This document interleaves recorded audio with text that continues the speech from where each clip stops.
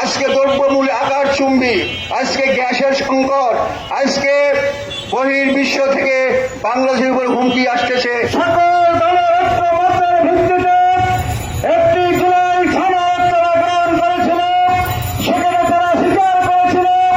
কিন্তু আমরা দেখতে পাচ্ছি তারা আজকে সংগঠনের পর থেকে এখন তারা তাল বাড়ানো শুরু করছে, হাতি রক্তের সাথে গাদ্দারি শুরু করছে, সিএমকে রক্তে গাদ্দারি শুরু করছে, তারা আজকে জুলাইকে অস্বীকার করা শুরু করছে।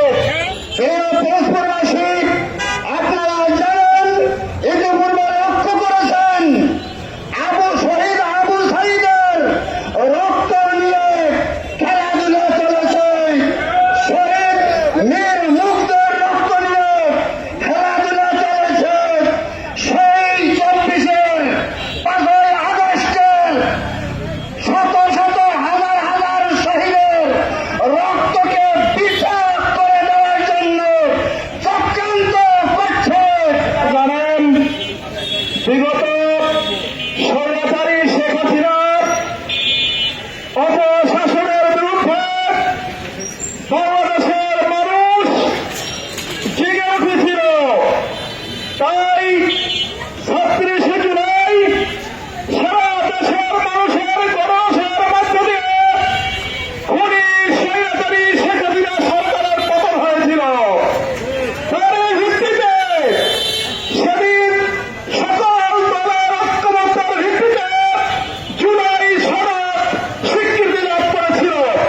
দুঃখের বিষয় হল সত্য, বর্তমান সরকার মাত্র 30% মানুষ না ভোট দিয়েছে, 70% মানুষ হ্যাঁ ভোট দিয়েছিল। 70% মানুষের বিরুদ্ধে সরকার অবস্থান দিয়েছে। জুলাই সনদকে স্বীকৃতি দিয়ে এই জুলাই সনদকে বাস্তবায়ন করা। সুতরাং আজকের কারচুপি করে, ইঞ্জিনিয়ারিং করে আমাদেরকে বাইরে রেখেছেন। সংসদে আমাদের কথা বলতে দেওয়া হচ্ছে না, সংসদের কথা মেনে নিতে পারছেন না। আজকে যদি মেনে না নেন, তাহলে আপনি অতীতের সরকার স্বৈরাচার সরকারের শিক্ষা গ্রহণ করুন। তিনি যেভাবে বিদায় নিয়েছেন, আপনাকে যেভাবে বিদায় নিতে পারবেন না। তার মামাবাড়ি ছিল ভারত, সে ভারতে পালাতে পেরেছিল। আপনার কিন্তু মামাবাড়ি ভারতেও নাই, শুধু এদেশের জনগণ আপনাকে ছাড়বে না, ছাড়বে না, ছাড়বে না। আপনারা জানেন, জুলাই বিপ্লব না হলে পরে এদেশের মানুষ ফ্যাসিস্ট এবং স্বৈরাচার শেখ হাসিনার কবল থেকে মুক্তি পেত না। আমরা অত্যন্ত শ্রদ্ধার সাথে ওই সমস্ত জুলাই যোদ্ধাদের স্মরণ করছি, যাদের বুকে তাজা রক্তের বিনিময়ে আজকে আমরা নতুন স্বাধীনতা পেয়েছি। আমরা অত্যন্ত দৃঢ়তার সাথে বলতে চাই, বাংলাদেশ জামায়াত ইসলামী ওই জুলাই যোদ্ধাদের সাথে কখনোই বিশ্বাসঘাতকতা করবে না। আজকে লক্ষ্য করেছি, ত্রয়োদশ জাতীয় সংসদ নির্বাচন উত্তর যে সরকার গঠন করা হয়েছে, মহান জাতীয় সংসদে বসে সরকারি দলের এমপিরা যে সমস্ত কথাবার্তা বলতেছে তা অত্যন্ত ন্যাক্কারজনক। বাংলাদেশ জাতীয়তাবাদী দলের মহাসচিব সাহেব দৃশ্যতাপূর্ণ বক্তব্য রেখেছেন। রাজনৈতিকভাবে বাংলাদেশ জামাত ইসলামীকে তিনি নির্মূল করতে চান। আমি স্পষ্ট বলতে চাই, বাংলাদেশ জামাত ইসলামী ভুইফোর কোন সংগঠনের নাম নয়, সাগরে নদীতে ভেসে আসা কোন কচুরিপানা নয়। বাংলাদেশ জামাত ইসলামী অতীতে স্বাক্ষর বহন করেছে ফ্যাসিস্ট আওয়ামী লীগের নির্যাতন, নিষ্পেষণ, নিপীড়নের সহ্য করে জবাব দিয়ে তার ময়দানে টিকে রয়েছে। আমাদের নেতৃবৃন্দকে মিথ্যা মামলা দিয়ে ফাঁসির কাছে ঝুলানো হয়েছে। তারা মনে করেছিল বাংলাদেশ জামাত ইসলামী নেতৃবৃন্দকে ফাঁসি দিয়ে জামাত ইসলামী নিস্তব্ধ করা যাবে, কিন্তু আমরা লক্ষ্য করেছি বাংলাদেশের মানুষ বাংলাদেশ জামাত ইসলামীকে মন প্রাণ দিয়ে ভালোবাসে। যার ফলশ্রুতিতে আজকে মহান জাতীয় সংসদে বাংলাদেশ জামাত ইসলামী প্রধান বিরোধী দল হিসেবে ভূমিকা রাখতেছে। আমরা স্পষ্ট বলতে চাই, জুলাই সনদকে উপেক্ষা করে আপনারা নিস্তার পাবেন না।